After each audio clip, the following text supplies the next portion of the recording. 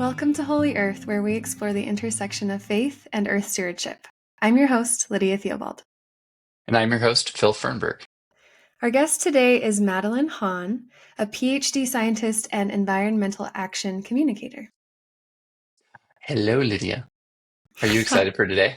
Yeah, I'm actually super, super excited. I think it's going to be an incredible conversation. Me too. Madeleine is going to bring such an interesting set of perspectives, I think, to us. We're talking an expert in international global relations, in climate change, in global Latter-day Saint communities, and global cooperation, international development, all of these really big and interesting, complex, and sometimes hard to digest subjects. And I'm really excited to talk to her about that. Yeah, Um, me too. Before we bring her in, though, we want to go to our stewardship story segment of the day and share some good news out there. Okay, so this is an interesting study. This is coming from an academic study that was published in Nature in, I think, the journal Communications, Earth, and Environment, which is under the Nature umbrella.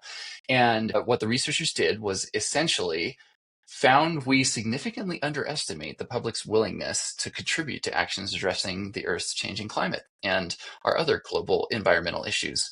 So it was published in August in the journal, and what they essentially did was surveyed 191 attendees from 53 countries at the 2024 UN Environment Assembly. So great space to get a bunch of people in a room at the same time and have them go through this process of survey. And what this was government officials, activists, journalists, scientists, and the purpose was to essentially negotiate international policies related to climate change, biodiversity, conservation, pollution, and a few other challenges. But they asked essentially a very straightforward question. In a representative global survey, how many people out of 100 do you think would say they're willing to contribute at least 1% of their household income every month to fight global warming? And the researchers already had the results of that public survey. So they basically surveyed the people on a survey and said, okay, what do you think the results were? And they said that 69. So the actual survey itself has said that 69% of global respondents said they would be willing to contribute at least 1% of their income, and the participants at the assembly, they only guessed 43%. So they thought less Oh, than half of people would be willing to do something like that. But it turns out that nearly a supermajority of people are willing to do that. So, I mean, to me, that bodes well. Good news. I think more people than we yeah. would think want to collaborate on major issues like climate change and air pollution and biodiversity loss.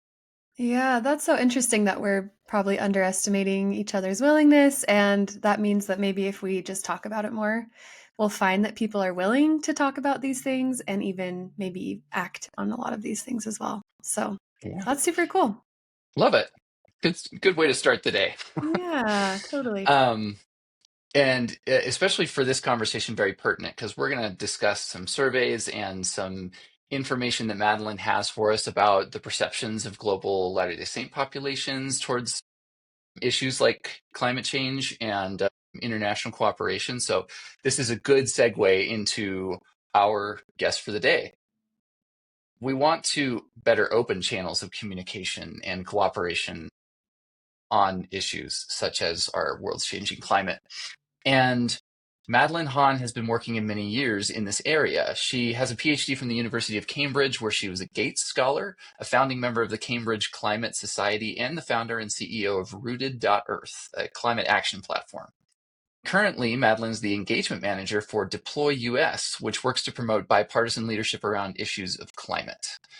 Welcome, Madeleine. Hi, thanks for having me. We're so excited to have you here. It's such a cool bio, so many amazing things that you've done, and we're excited to hear more about those.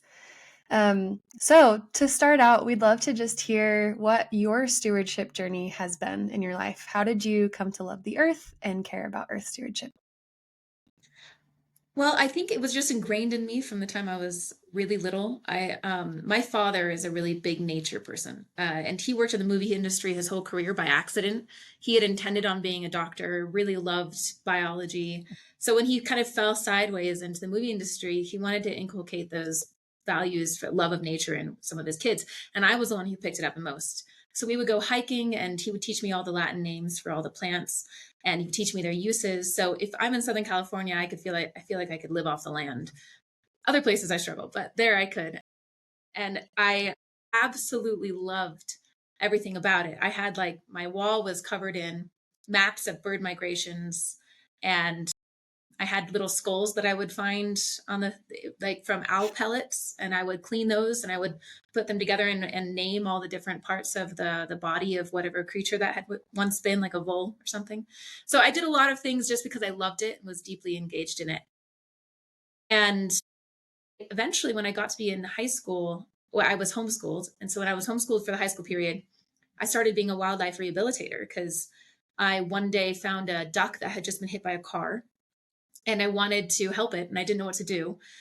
So my mom suggested that we look up if there's any rehabilitation centers. We found one and I went there, and then it turned out they needed volunteers. So for 4 years, I would go volunteer 2 or 3 times a week where I would help rehabilitate anything from crows and ravens to bobcats and coyotes and baby raccoons. And it was it was an extraordinary experience. I also became a tall ship sailor. So I was out on the sea pretty regularly sailing in the Pacific. And then I What's a became tall passionate about ship? falconry. Tall ships Sorry. are those Yeah. big old ships, like when you think about pirate ships, the big old fashioned styled ships that you have in movies like Pirates of the Caribbean. Whoa, Those are tall that's ships. crazy. And I did that for Incredible. 4 years as well when I was a teenager.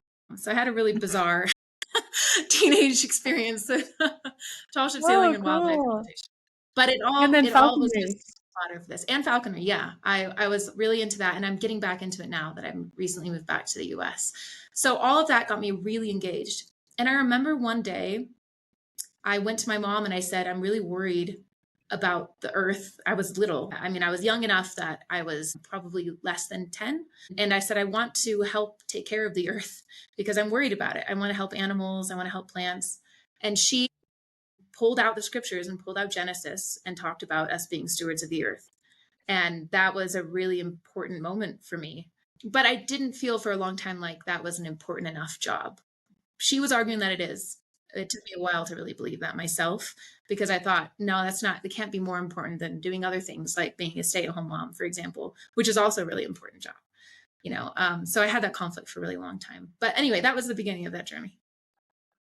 We have a lot of points of overlap here, Madeline. So I'm a son of Southern California as well, down like the Murrieta Temecula area, and grew up around the water, and also was on ships for a while. So what? I wasn't a tall ship sailor. I was on cruise ships as an entertainer. But I'm curious, what ship were you on, and where were you going? So I was a sailor on the Irving and Exie Johnson, which sail out of the San Pedro Harbor. Okay. And they're both brigantines. So those are ships that have square sails on the front and fore and aft sails on the back of there's two masts, the foremast and the aft and the main mast.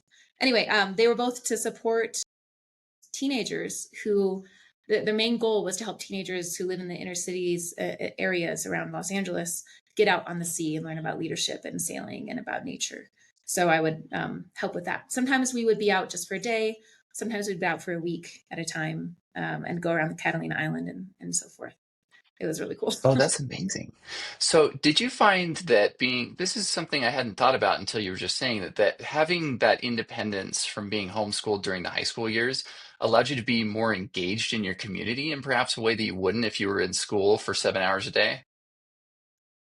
I don't know that I would say in my community, but certainly engaged in very particular things that I love that I certainly wouldn't have done while ship sailing because you can't be gone for a week when you're not homeschooled, right? And I would just do that. And I probably wouldn't have been doing wildlife rehabilitation either because it's just a really big time suck. And if you're in high school, you have to be there at those times. So it did allow me to explore things that were very specifically my own peculiar interests and really helped me solidify who I wanted to be as I grew up. And I appreciate that a lot. Wow, such formative experiences. And if you so fill in the gap for us then between there and getting into where you've been through your research, your advocacy, the jobs that you've had, the many really interesting and amazing ones. What does that transformation look like, or the evolution of kind of where you make that realization? Like this is not just a pet passion of mine. This is something I want to make my job. Yeah. Well, I've always had the problem of having far too many interests. And I've still got that problem. It's a chronic life catastrophe for me. I just have too many things I want to do. So I, for a while, was actually not in this space at all. And then there's another piece of this that I'll pull in when I'm telling the story, that when you're a woman in the church, there's also the question of, do you do anything outside of the home, right? So it's not only what do I do, it's do I do anything at all outside of the home? And I came across a couple of years ago something I wrote in Young Women's when I was 16 that was, what's my life plan? And it was, be married at 23 and have 4 kids and homeschool them. And I didn't do any of those things. so so like there was a lot of different things that were transforming across this period of my life. So at first, I think the biggest driving factor for me has always been about fear and courage. That's the formative question that I'm always asking myself. When I was about 11, I fell off a horse, I got a concussion, and I developed a severe fear of horseback riding. And I never wanted to get back on a horse again. And I hated the fact that I was afraid. And so I took years till I was 19 before I properly rode a horse again, when I was in Petra in Jordan. And I realized that the only way I could do these things is to directly address them. So when after 9/11, I was scared. I was scared of what had happened. I was scared about what was happening with the world, with Islam. I didn't understand it. And so I thought, I need to study this. So when I was at BYU, I went to the Jerusalem Center and I studied international relations with a Middle Eastern studies focus, specifically because I didn't want to be afraid anymore. And when I did that, I got even more interested in it. I studied Arabic. Obviously, I lived in Jerusalem for a while. And then I got my master's studying Middle Eastern studies at Cambridge, where I was studying the relationship between Muslims and Jews. And all of that helped me to come to that place where I was like, this is something I love. This is a great thing to do. But as I did it for several more years, I interned briefly at the White House at the end of the Obama administration. And then I worked in democracy development in Iraq and Lebanon. I realized I had another big fear. And this big fear was about what was happening with the environment. I hadn't believed in climate change until I was about 23 or 24 years old, because in my family, it was just not something we really believed in. And it wasn't until I was at Cambridge and experienced like really embedded in the science side of things that I started realizing this was a serious issue. And so I started having a lot of existential dread around climate change. And I remember when I was in Iraq, it was in the summer, it was August, and it was 120 degrees outside. I had a generator that made it so my air conditioning stayed on, but most people didn't. And I could see people's apartment buildings around Erbil with their windows open. And you're not going to do that if you have air conditioning. You're going to do that because you have no other option than trying to get a breeze, right? It was so stiflingly hot that when I would walk outside, I would often feel like I was going to faint. And that's what people were living in. And so that kind of ramped up this fear that I had about climate change and this feeling of discontinuity, because my religious faith wasn't talking about it very much, but my soul was talking about it constantly. So I wanted to do something more about it. And I realized that if I'm going to have a full career instead of what I've been doing until then, which was sort of like just seeing what I did next until I got married and stayed home with my kids. If I was going to have a full career, I wanted it to be on this. So that's when I decided to pivot. So tell me, what years were you in Jerusalem, or what was that time period? That was 2009. So just for 4 months. It was after the second Intifada, which had ended just a few years previously, and in a relatively calm time for that part of the world. Yeah. And the reason I ask is because it's making me think about one of the places that I was on ships was we would stop in the Holy Land. And we went into Haifa, we went into Ashdod, we would go overland into Jerusalem, and we would also go to like Kushadasi to go to Ephesus, and then we went into Alexandria. And this was 2013, so it was right around the time that the second, Egyptian coup was happening. And I just remember having that same amount of fear in me that you were talking about, because it was for a lot of those areas, a calm time or just a generally normal time. But if you were watching only American 24-hour news cycle, you would think that everything is on fire everywhere all at once, and that it's just you're never going to be safe. And I just remember going there and walking around in the old city of Jerusalem at 2 a.m. during Ramadan, and you are like, I have never felt so safe and with everyone's families. And look at this amazing spot, and people are living their lives like they do everywhere else in the world. And it doesn't mean it's not hard, and it doesn't mean that they're not having their own unique struggles in that part of the world. But it's also like people are people, and they live and they go about their lives. And, believe it or not, they have different ways of even viewing and thinking about the world and going about their lives than you do in your own little bubble in the US, and in the way that your news likes to spin it. Did you have a similar experience like that when you were there? I wonder. Absolutely. I mean, when the moment you travel abroad, you start seeing how much more complicated the narrative is than the one that you have been told or the one that you believed, because you can only have so much story be fed to you at any given time. It's a natural thing. It's not any kind of conspiracy. It's just what happens. And it really does eliminate a lot of your fear, because you realize how much more there is that's normal and good than you might have thought that there was. So this is partly why I'm always trying to eliminate my fears through diving deeply into it, right? Is because I realize my fear is often based on misperception.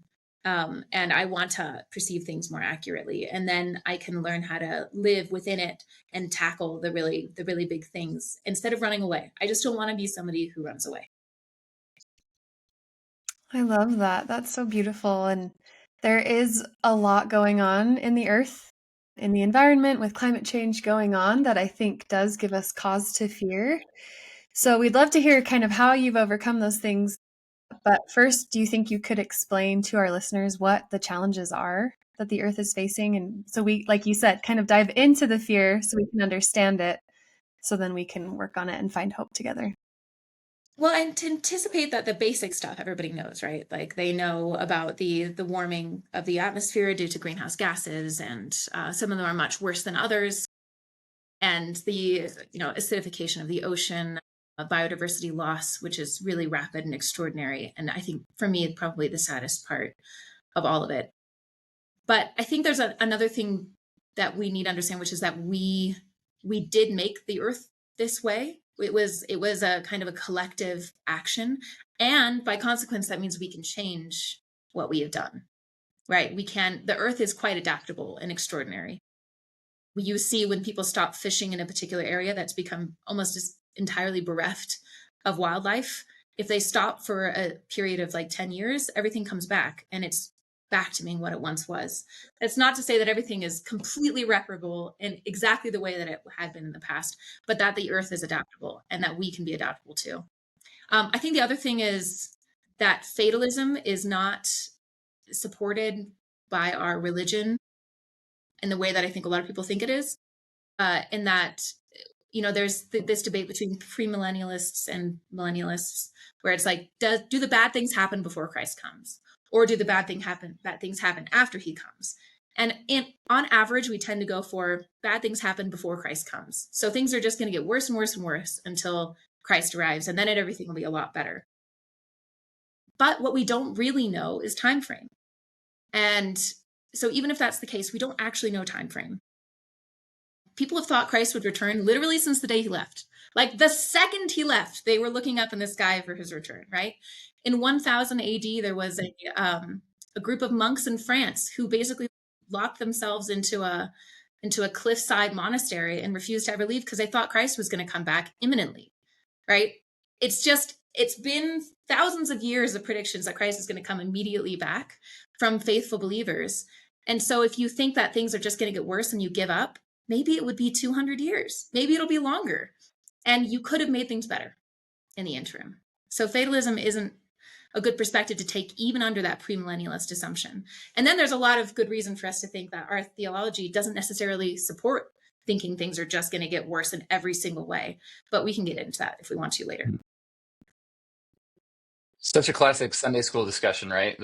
How many times have you heard when you're talking about the millennium? Oh, well, batten down the hatches. Like it's we just need to kind of disconnect and go insular, and there's nothing we can really do. It's just all going to get worse, and that's rough to hear, and also just not super hopeful. I did want to just back up for a quick second because you did say some things. Our listenership is pretty wide, so people I think have a varying experience with some of the terms that we're putting out there. So you mentioned greenhouse gases, you mentioned biodiversity loss, and you mentioned ocean acidification. Can you, for those of the listeners that are a little more layperson in that way, could you break that down just a little bit more for them of what that means? So that when the planet is warming because of greenhouse gases and leading inevitably to some of the other things, what does that mean? What does that process look like? Right. Okay. So I'm a social scientist. I should clarify. I'm not a physical scientist. So, but I do have a relatively understanding from that perspective. So what that means when there is an increase in greenhouse gases, if you can just imagine the Earth is like a tiny little marble, and you're just changing one little thing, like you get the perspective of God, and you're looking down at this little planet that has an atmosphere surrounding it. If you increase the temperature within the entire sphere, it's going to have radically different effects across this entire this ball, right? Because it's a complex machine. Or you can think about it as a car too. If you change one thing in the car, then it will have all these weird little ramifications across the entire car system, right? Even though you only changed one thing. So ramifications that we're looking at are much more extreme temperature variation. So things are more, you're much more likely to have very, very high temperatures. You're also more likely in some places to have very, very low temperatures. On average, though, it's more likely to be high than low. So that's one thing. And it's more likely to happen more frequently too, where you just suddenly swinging between poles. Another one is having a lot more extreme weather events. And this is obviously verifiable. Everybody, you can talk to them and be like, I've not seen this much flooding, this much fire, this much in the way of tornadoes and hurricanes. It's not just anecdotal. You can look at the data. It's pretty clear that that's happening. Both of those are like localized manifestations of the wider issue. And then the percolating effects that those things have. One of them is that a warmer ocean supports biological life in the sea, like algae blooms, etc., that lead to there being less oxygen in the water. And oxygen is completely critical for marine life to survive. And it creates more acidity in the water. So we have a pH balance between basic and acidic of any substance like the soil or water, and it makes it more acidic, which causes a lot of life to die as well. So that causes marine life die off. And then you also have biodiversity loss, which is not just the result of increased temperatures and more fluctuations in temperatures, although that's a big part of it. So one example of that would be all the insane fires that they had in Australia, and they will continue to have because of the droughts and because of the high temperatures. That kills off an enormous amount of species. But it's also, biodiversity is also the result of people using pesticides, or the result of urbanization or of deforestation. Those things are not directly correlated with the increased temperature, but they are related to the wider problem of environmental degradation, destruction. You can pave over paradise and lose just as much life as you would from global climate change. Okay. Yeah. Yeah. So, for a listener that maybe doesn't inherently feel interested in those things specifically, like, oh, the ocean isn't relevant to me, or, I'm not living in a place where the earth is getting warm, what would you say? How does that affect people on a daily basis? Why? So I think there are several reasons. One of them is a practical reason. If you have all these effects, what's going to happen is some places become less livable across time. For example, when we lived in Abu Dhabi, my husband and I lived there for 2 years, we had regularly days which were so hot that if you were outside for more than a half hour, it would probably kill you. Those ones are called wet bulb temperature days. And there's a complicated reason why it's called that. But effectively, your body is not able to regulate your temperature through sweat. And so there's nothing you can do to bring your core temperature down on days like that. It's a combination of heat, humidity. Places that have that consistently over time, that don't have access to air conditioning, won't be livable. And so you're going to have destabilization of the wider political system as a consequence of migration that comes from this, or wars that come as a consequence of people feeling destabilized or not having access to the resources they need to survive. So it's destabilizing for you and your personal environment. And that can be an issue that has cascading effects across your life and the lives of your neighbors, which will initially seem far off and then across time become more pertinent to you in your daily life. So there's a practical reason there. But the other reason that it matters is, I think, spiritual, which is that if you love an animal in your life, like you love something that's non-human, that's a creation of God's, and you love them because you see their personality, you see their desire to live, you see their inherent vitality, and their wish to just be able to be on this earth with you. And if you have that compassion and empathy that we know that Christ also had for everything, and the way that Joseph Smith also had for life, then it's hard not to care, because you want these little creatures to have a decent experience on this earth and not to suddenly die off altogether and not be able to, multiply and replenish the earth in their own accord. You want them to have that chance, and they're losing that chance because of our choices. So it matters spiritually too. I love that. We just had George Hanley on our last episode, and he talked a lot about how Christ loves the earth and Christ loves people. And that's at the core of an environmental ethic, I think, is saying, okay, this affects people across the world. It will probably affect me personally at some point, but even if it doesn't, it is affecting my brothers and sisters and the creatures that are inherently sacred and valuable. So beautiful. Thanks for Exactly. that great explanation. A lot of that seems pretty, even if more acute in certain places than in others, it's all pretty extreme, and that's kind of a dire outlook for many when you think about that. Our fall forum the other day, the speaker shared with everybody the last recorded call of a Hawaiian bird that is now extinct, and it was really saddening for people to listen to, but then also kind of you can't help but in that moment feel a little hopeless, because you say, there's nothing I can do. That person's already gone. And I think it's hard for people not to feel the weight of the entire world when you're talking about something that includes the entire world and it's a global problem. And you almost feel like the only way to solve or find any hope is that you have to become Atlas and carry the whole thing on you, right? What are ways that you find hope in this? And does your faith have anything to do with that and finding your source of hope amidst a big crisis like this? Yeah, well, first, before I answer that, I'd say that the doomerism problem is real. Like the feeling that it's so big and so overwhelming, I can't do anything about it. Our general response to anything like that is, and it doesn't matter, it could be just health crisis that you're personally facing. Our general response is you just ignore it because it's too overwhelming. And that's exactly what I did for all those years. I ignored it. It continued to like constantly cause me anxiety and harm, but I felt like I couldn't do anything about it. And this is just one crisis among many other crises the world is facing. So that can feel overwhelming too, right? Of course, there's always the risk of nuclear annihilation, and none of us can do anything about that, right? Like there's all of these threats that we're all facing simultaneously that I don't think society in the past on average had to deal with as much, right? So this is much more significant, really quite intense. So for me, the answer came as a consequence of like I knew I was avoiding and running away, and I could feel it constantly. And so one day I was driving along Virginia Beach. I'd just gotten married. My husband was in the Navy. He was gone on his ship, as he often was. And I was going to visit a friend. And I was listening to something on the radio, and a climate scientist came on.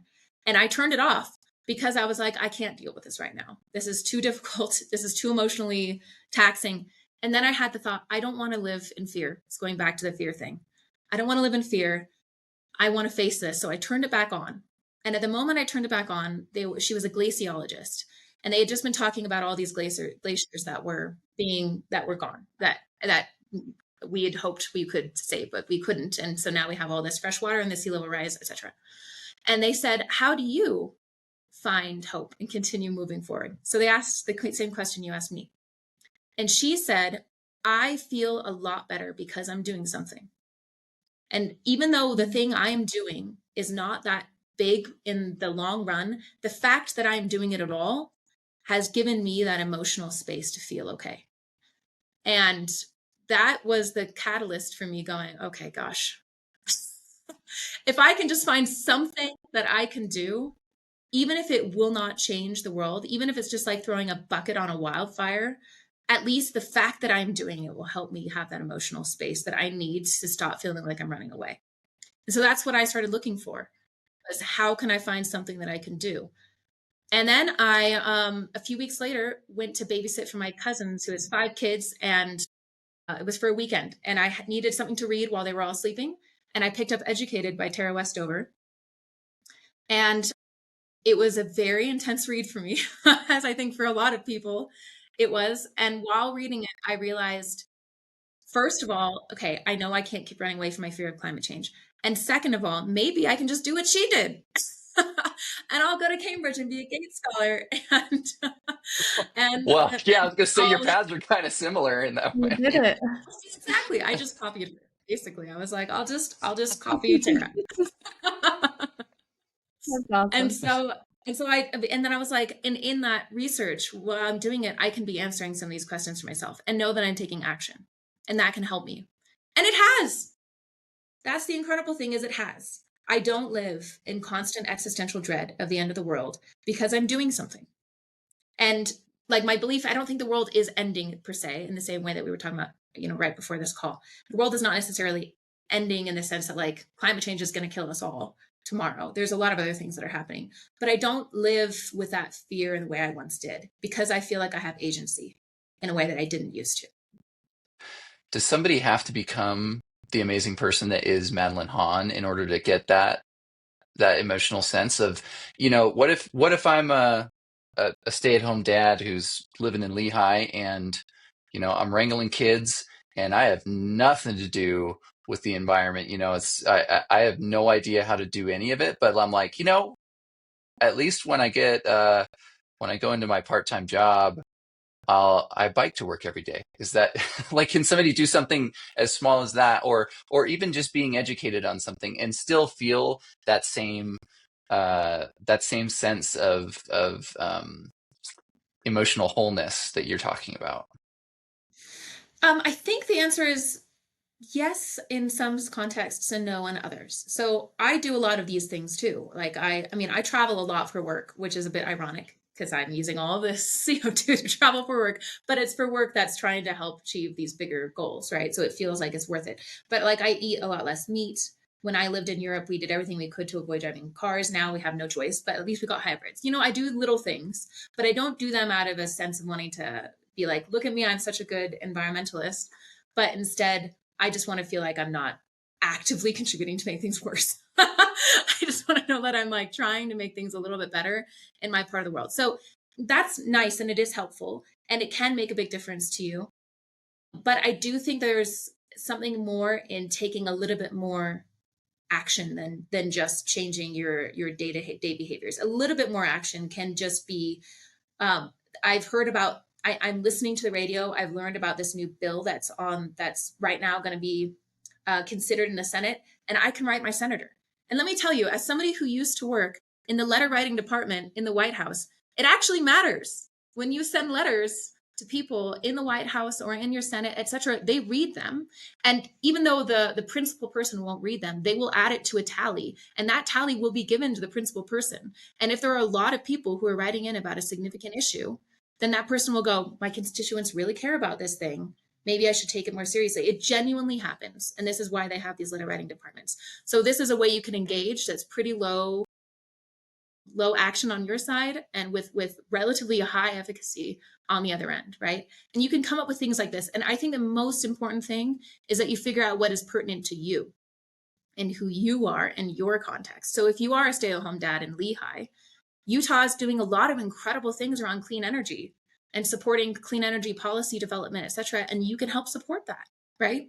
And a lot of it, people tend to think it's just a left-wing thing. It's not. People on the right are also working on this, and they're doing some amazing things. So just doing what you can in your space can make a difference, even if it's just a little bit more than just eating less meat. That can make a big difference to you emotionally, and it can make a big difference to your community. Yeah, that's such a cool balance of you can do more without feeling like you need to do everything. but also not to get complacent and say, well, I'm doing some tiny thing, so therefore I'm good. Because I think, like you're saying, there's so much we can do that can make a big difference. So, well, and I'd add to that too that I can't do everything. I can't work on other issues because I'm working on this issue too much. But I worry a lot, for example, about children in conflict zones. I worry a lot about that. And so my husband and I take a small action on this particular thing, but it helps me feel better. And that is we support three little girls' education in Cameroon, and they live in a constant conflict zone, and we're helping pay for that. And it's not very much money, and it's not very much effort on our part, but it's something I can do about an issue I care about. And it matters to those three little girls, right? Like that will change their lives. So it's not taking my whole life over, but it is doing something. That's just an example of if your life can't be like mine, you can still do something. yeah, and I think looking for the things that you feel called to work on and to pay attention to. And I think our spirits recognize issues that we can make a difference in.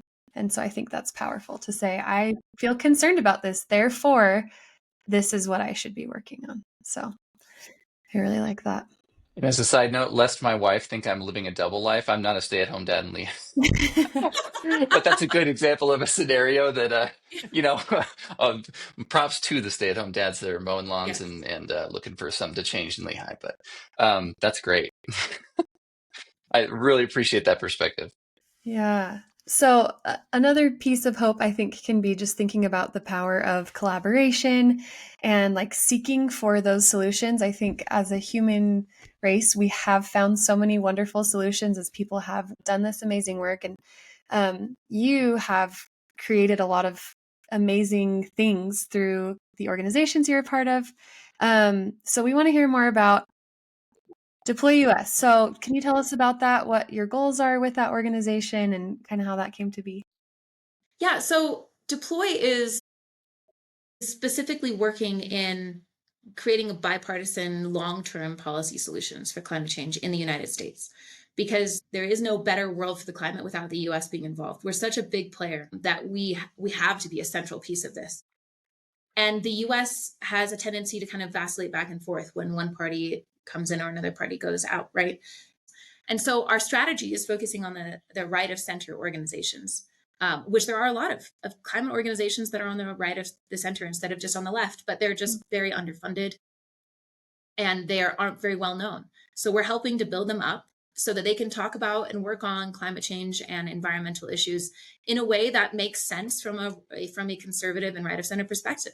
So it's really quite extraordinary to see all the work that they've done. They've accomplished an enormous amount under this current administration. They've done a lot of amazing things. They're really engaged with the administration, and it's just about building that up so that the lawmakers that are Republicans will have the support that Democrat lawmakers have from their side of from the civil society around the environment on the left. We're helping to build that same civil society for the environment on the right. And that will help us create a future for climate change where there isn't this kind of like backtracking and then like stops and starts. We'll keep going all together as a team. Would this be folks kind of like the Conservative Climate Caucus? Is that an example of? Exactly. They're one of the best examples. John Curtis, amazing. There's a lot of phenomenal organizations in this space. There's the American Conservation Coalition. Like there's so many. There's C2ES. They're just, well, they're helping support. They're a centrist organization, but they help support the right of center organizations. There's at least 30 that we're currently supporting, and will be more going forward. That's so cool and so needed because I think for a lot of people, just lay people, it still feels like a very politically divisive issue to care for the earth.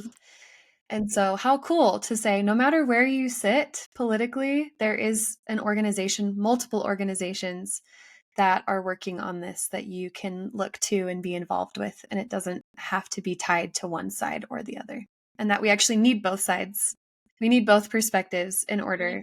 Yeah, really cool. And there's not just I mean, we see this in other countries. We see that both sides of the political spectrum, they approach it differently because of course they will. That's the nature of politics. But both sides will take action that will advance climate solutions. So it's definitely doable. It's very achievable. And that's kind of the hope, right? Like e pluribus unum, I think, was something this country was founded on, is that out of many voices, you would get some collective one action or sets of actions. And it's such a uniquely American problem, isn't it, too? I mean, I'm sure that there are others where it's a bipartisan issue, but it feels so pronounced here to where you go to other parts of the world. And I know from your global perspective, people on the far extremes of right and left of their own country's political spectrum will still be saying things like, "Well, of course of course we care about climate change or whatever thing it is." It, is that is that just a quip or is that a reality? Would you say? I'm thinking of, for example, there was this survey of American faith communities that was done a few years ago, and it said that Latter-day Saints rated higher than any other American faith community on the question of the importance of living up to our role as stewards in the world. But then when you ask them about their belief in climate change as a human caused issue or something that needs attention, they were amongst the lowest. And it's such a paradox, it seems. Yeah. And I can't help but wonder if that's a little different when you zoom out to the global picture of Latter-day Saint communities and the political overtones that it has here in the US. What's your thoughts on that?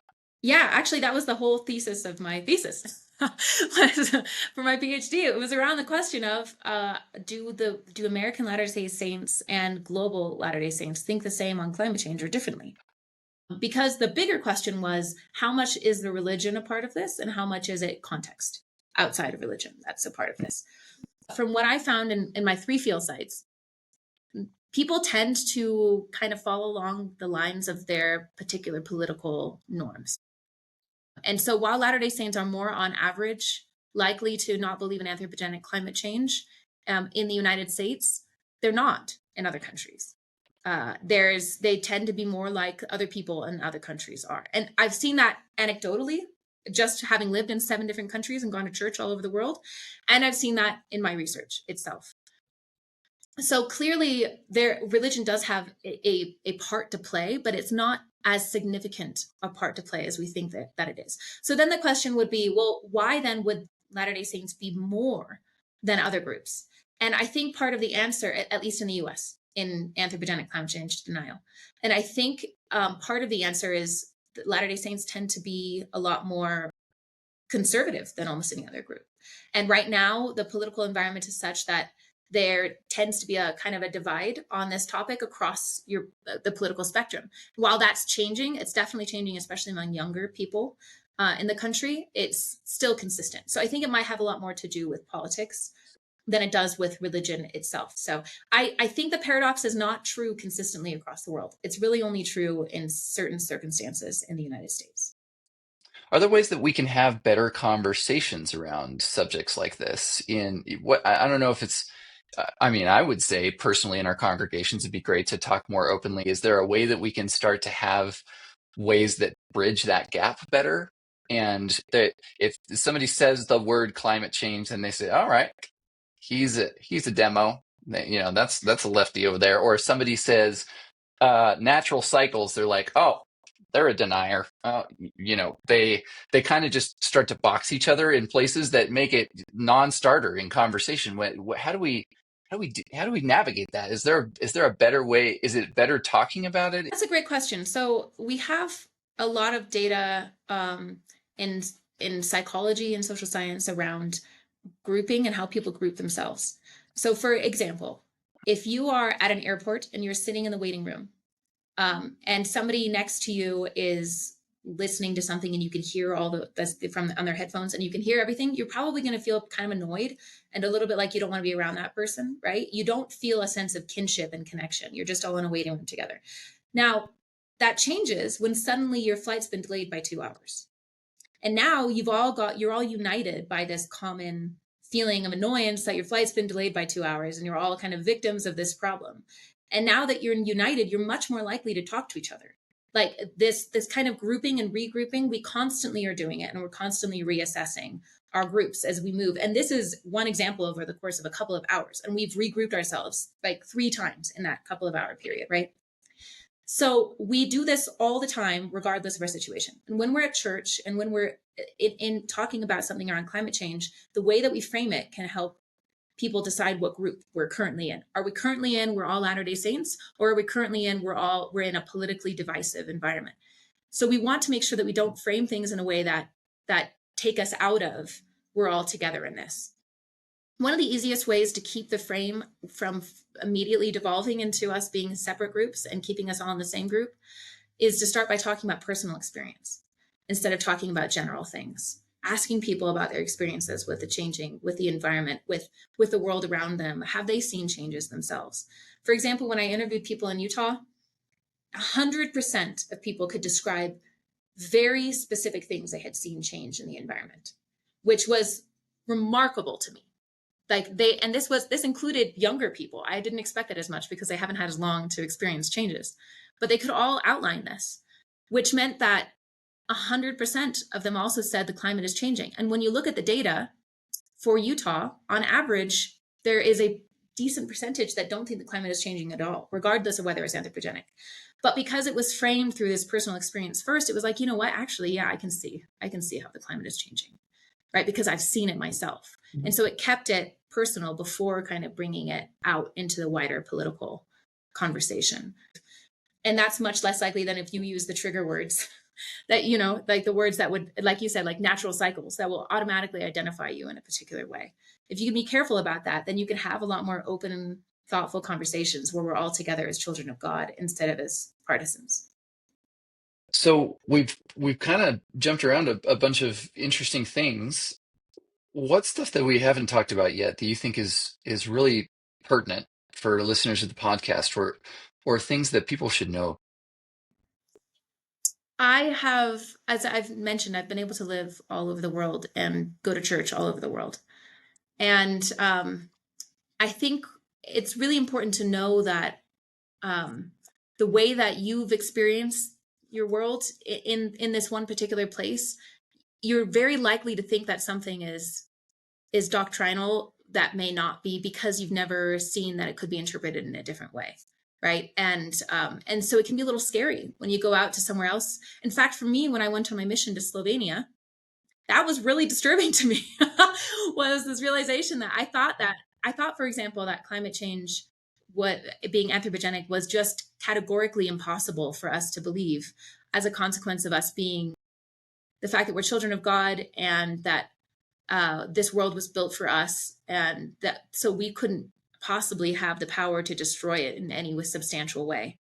But then in Slovenia, the saints disagreed with that. And that was pretty much true of all of them. And I was like, but you're all members of the church with me? This is strange. I didn't expect that. And we all agree on so many of these other things. How come we can disagree on this? And then I realized it was an assumption I had concluded by just being kind of embedded in one place over the course of time.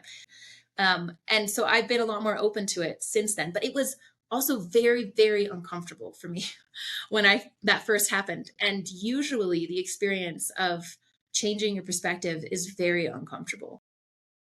And I wish I didn't have to continue being uncomfortable in my life. I wish I could have, like, by now, I've done a lot of being uncomfortable. So I figured it out and I don't have to do it anymore, but that's just not the case. Like, I'm still pretty regularly in situations where I don't know what to do or say, or I feel like people, and I don't understand this other person. They don't understand me. And I feel this discomfort in my stomach, this anxiety.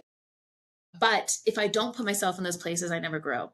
So I've just accepted that we have to be uncomfortable consistently over the course of your life in order to grow. And I think that's really helped. If you have that growth mindset, it makes it so much easier to accept and embrace new ways of thinking and seeing things while still holding your core values and not having to just abandon them because something might conflict with it.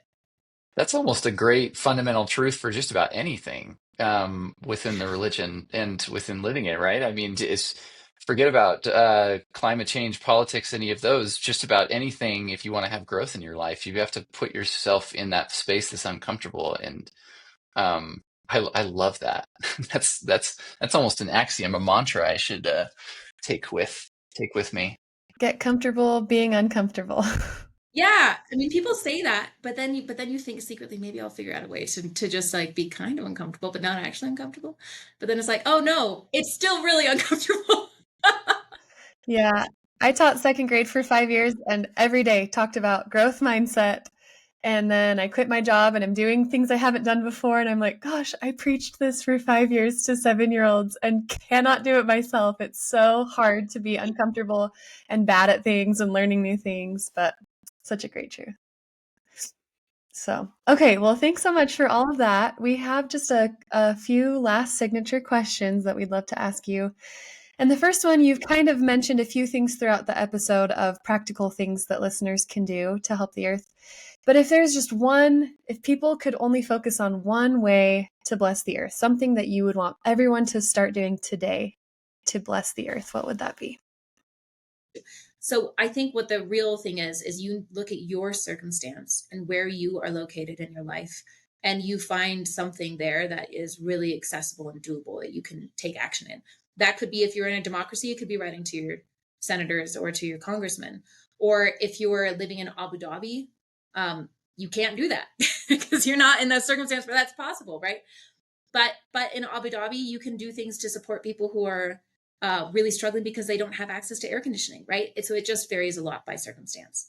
But I think it's just like there's actually this great thing that this woman, can't remember her name, she is an amazing climate scientist, and she always talks about is that you have like 3 circles that overlap each other, and this is how you figure out what you should do on climate change. The first circle is things that you love, what you're passionate about in life. The second circle is things that you're good at, and the third circle is things that need to change. And you can literally put them together in a Venn diagram, and you can write down several things in each one, and then you find something that overlaps in those 3 circles, and that's the action you can take, right? Great. I love that answer that it's personal and that everyone should look and figure out what their next course of action is. So, great answer. Thank you. Our second question is, where was the last place you felt a deep sense of awe and wonder? So I was thinking about this, and I think the most intense last experience of this was when we were in Samoa for my research. We didn't have air conditioning. We lived in a hut that was, I mean, we lived in a fale, which is what they call the traditional homes. Although it did have walls, kind of. So it was kind of like a palangi house, which is what they call like white people's houses. But anyway, it was a combination of both because it had some attributes of a fale and some attributes of a palangi house. And I was always so hot and sweaty. It was terrible. I'm just not good at tropical environments. I was like, this is not working for me. So I would go out on the reef on a kayak a lot to cool off, because then I could get in the water and I could be in the sea.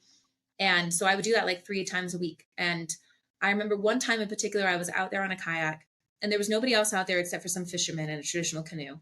And there were 2 rainbows that went across the sky. Like there was a whole double rainbow situation, which was phenomenal. And then there was this giant sweeping storm of like tropical thunderstorm that was coming in. That was like a black section of the sky that was sweeping in towards me, and the wind was starting to pick up, but the other parts of the sky were full of rainbows and sunshine.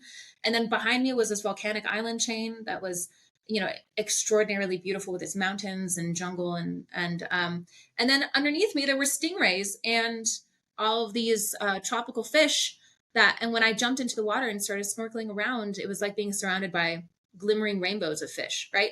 So there's nothing quite like an experience like that, right? You're just out there being completely immersed in the extraordinary glory of nature that God has created. And I remember feeling utter awe. And that was one of the times, but I felt it pretty much every time I went out there. And every time the environment was different, every time the sea was different, and every time the air was different. And every time it was glorious. That's beautiful. I have the chills. I want to go see that. That sounds incredible. Yeah, beautiful. Okay, our last question for you is, how has your commitment to earth stewardship brought you closer to God? So I think it's because it helps me to love. It helps me to love things. And God is love, right? Like I mean, I know that's like an aphorism that seems a little bit reductive, but it really, like, God's major attribute is love. Yeah. And I love, I love plants and I love animals, and I love seeing them thrive. Just on this last week, I was helping do a medical procedure on a red-tailed hawk, and I was holding it against my chest, and I could feel this little heartbeat, and I just felt so much love for it and desire for it to be happy, and wanting to know how it felt and whether it was okay. And so being able to love like that, not just narrowly, not just because I only love this thing because it's my child or because it's my brother, but I just love it all, has been a huge impact for me to understand him better and be grateful for him. And also just feel that kind of sadness that he must feel for when things are lost or when things are destroyed unnecessarily. And I think that's kind of what it is to be godly, is to experience both at the same time, to live in that bittersweet. So it's definitely brought me a lot closer to him. Um, Madeleine, where can people go if they want to find your work and what you're up to? So I have a couple of published papers on Latter-day Saint history of climate change. So I did one that was like a collation of all of the research that currently exists on the history of Latter-day Saints and climate change.